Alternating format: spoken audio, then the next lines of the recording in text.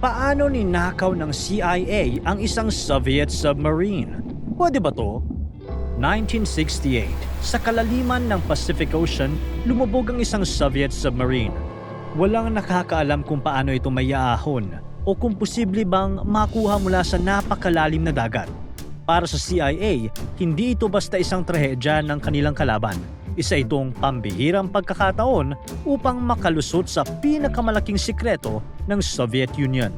Pero paano mo iaahon ng isang dambuhalang submarine mula sa lalim na mahigit 16,000 feet sa ilalim ng dagat nang hindi ito napapansin ng buong mundo? Sa videong ito, pag-uusapan natin ang isa sa pinaka-daring at lihim na operasyon ng CIA, Project Azorian. Kung paano nila tinangkang nakawin ang submarine ng Soviets ng palihim. Sa kalagitnaan ng Cold War, nagkaroon ng tahimik na labanan ng dalawang superpowers, ang Estados Unidos at ang Soviet Union. Hindi lang ito depernesya ng ideologies, communism para sa Soviet Union at capitalism ng US. Naging labanan ito ng teknolohiya, lakas militar at higit sa lahat, impormasyon.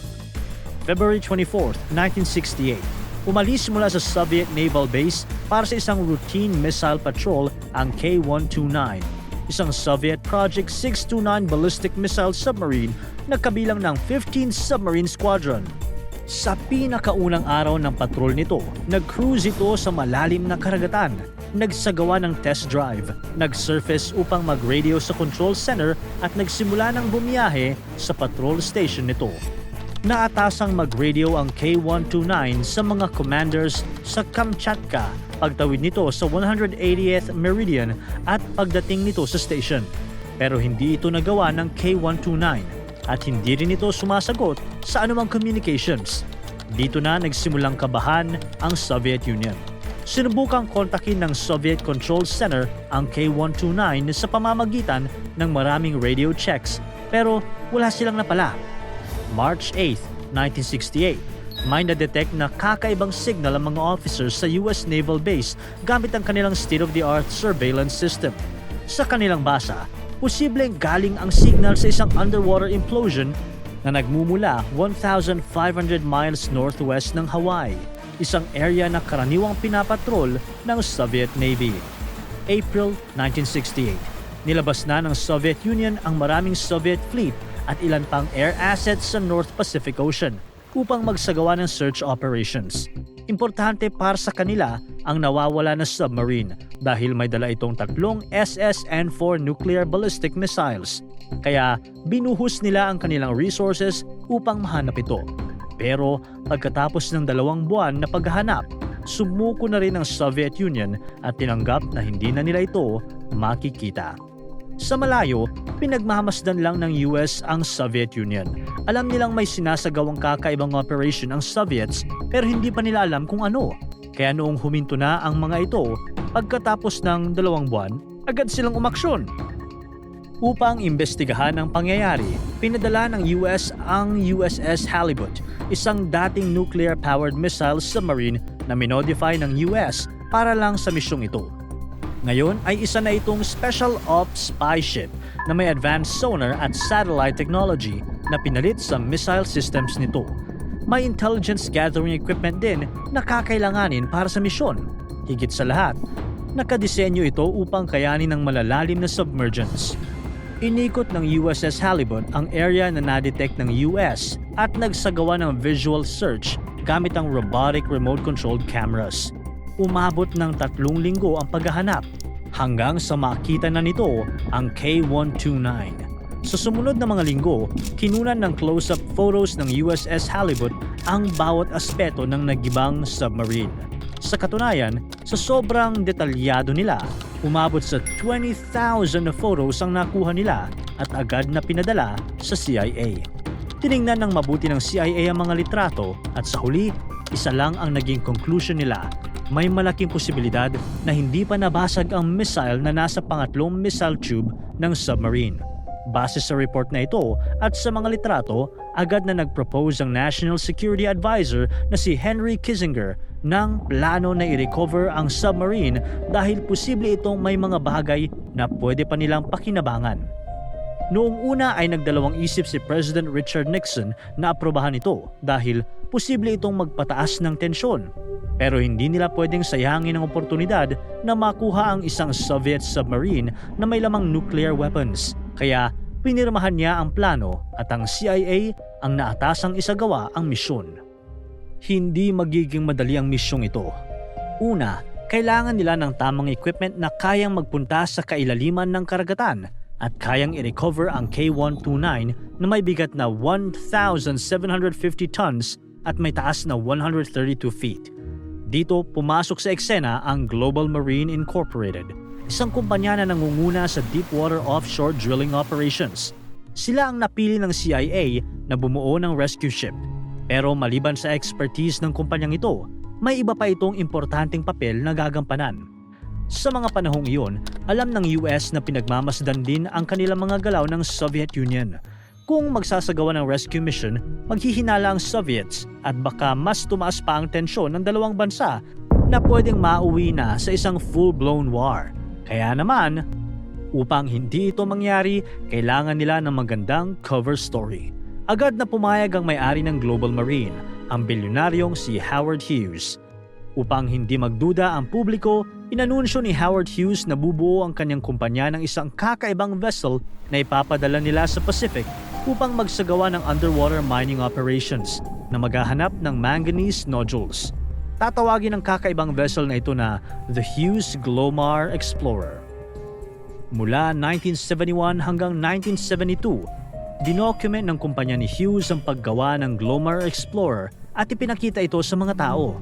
Nilagay nila ang mga nangyari sa ilang trade publications mula sa shipbuilding location nito sa Chester, Pennsylvania hanggang sa pag-test drive nito sa Strait ng Magellan sa South America. Dahil hindi ito nagkasya sa Panama Canal, lahat ng pwedeng pagkainteresan ng publiko ay pinaalam nila. Sa likod naman ng palabas na ito, napagtanto ng CIA engineers at ng mga government contractors na may isang paraan lamang upang ma-recover ang mabigat na submarine. At yun ay ang paggamit ng isang heavy-duty winch na siyang hihila sa submarine pataas. Ang pinakadesenyo ng Glomar ay kakaiba. Sa labas, mukha itong isang oil drilling ship. Pero may kasama itong pipe transfer crane, dalawang matataas na paa para sa pag-dock nito, isang center docking na may pintuang bumubukas at sumasara na tinawag nilang moon pool. At syempre, ang feature na kukuha ng submarine, isang malaking mechanical claw na siyang magiging capture vessel at tinawag nilang Clementine. Ang Clementine ay gawa ng Lockheed, isang contractor ng CIA na sikat para sa pag-develop ng mga spy planes. Nagkadesenyo ito upang ibaba sa kailaliman ng karagatan upang kapitan ng mahigpit ang target na section ng K-129 at pagkatapos ay iaangat ito papasok sa moon pool.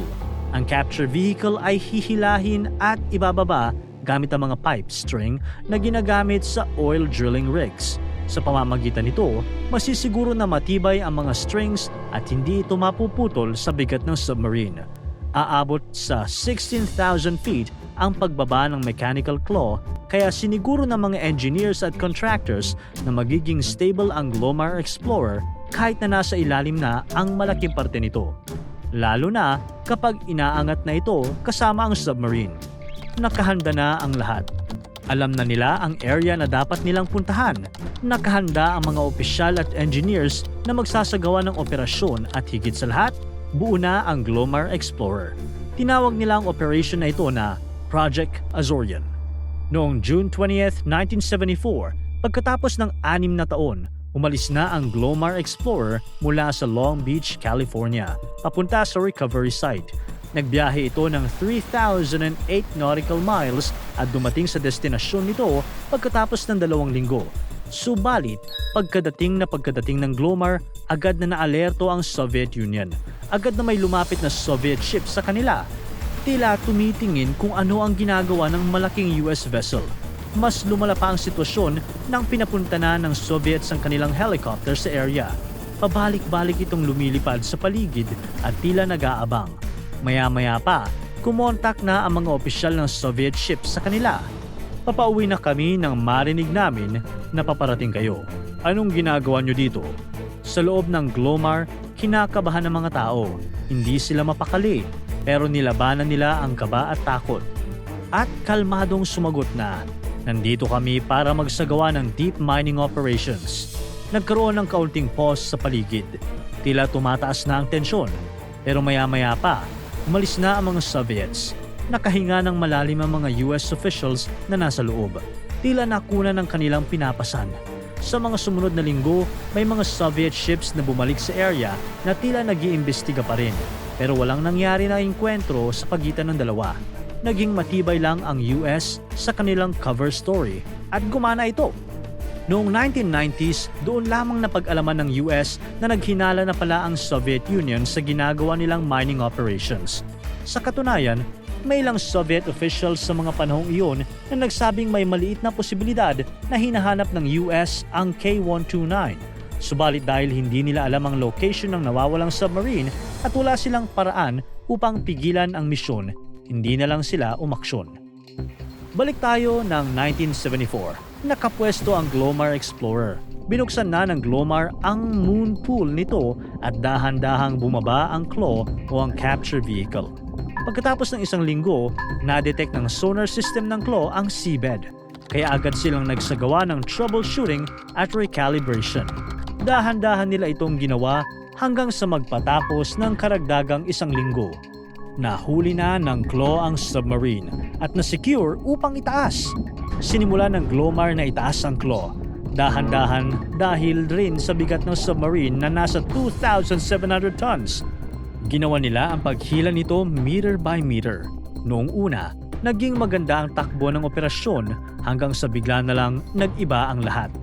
Habang dahan-dahan nilang tinataas ang submarine, bigla na lang nasira ang ilang claws na humahawak sa iba't ibang parte ng submarine. Dahil dito, bumalik ang isang portion ng submarine na sana ay naitaas na sa ocean floor. Ayon sa ilang eksperto, nangyari ito dahil ang claws ay gumamit ng maraging steel, isang napakalakas na metal pero hindi ito ductile o hindi flexible. Nahihirapan itong i-distort ang korte nito nang hindi nababasag. Maraming claws ang nagiba kaya malaking parte ng submarine, nasa 100-foot na section nito ang bumalik sa ilalim ng karagatan. Ang masaklap pa dito, kasama sa bumagsak ang sail na parte ng submarine, kung saan nakalagay ang nuclear missiles nito. Sa kabuuan, nasa taas lamang na 12 meters ang na-recover ng Project Azorian. Ito ang bow section ng submarine. Pero hindi pa dyan natapos ang kwento. Dahil sa laki pa ng parte ng submarine na naiwan sa ilalim ng dagat at higit sa lahat, ang parte pa na may dalang nuclear missiles, agad na bumuo ng plano ang CIA para sa kanilang pangalawang attempt. Subalit, hindi pa nagsisimula ang plano ay nahinto na ito. Noong 1975, isang article ng Los Angeles Times ang naglabas ng sikreto ng Project Azorian. Pagkatapos ng operasyon, may nakapasok sa office ng billionaire na si Howard Hughes at doon nalaman ang tunay na ginawa ng Glomar Explorer. Naalerto ang US government, lalo na sa posibleng reaksyon ng Soviet Union sa nangyari, kaya agad silang naglabas ng public statement. Dito nabuo ang Glomar Response o ang reply ng gobyerno na hindi kumukumpirma o nagde-deny sa anumang mga binibintang dito. Siguro naman, pamilyar ka na dyan. I can neither confirm nor deny.